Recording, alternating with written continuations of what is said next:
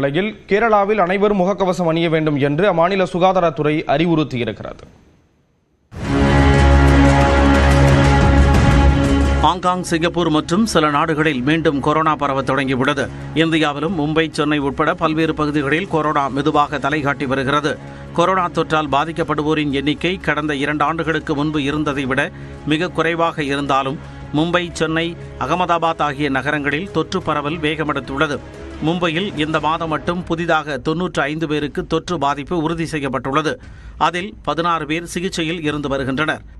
சென்னையில் 2 வாரங்களுக்கு முன்பு வரை காய்ச்சலால் பாதிக்கப்படுவோரில் 60 விழுக்காட்டினருக்கு மேல் இன்ஃப்ளூயன்சா வைரஸ் காரணமாக இருந்து வந்தது. ஆனால் தற்போது பெரும்பாலான மாதிரிகளில் கொரோனா தொற்று பாதிப்பு கண்டறியப்படுவதாக மருத்துவர்கள் தெரிவித்துள்ளனர்.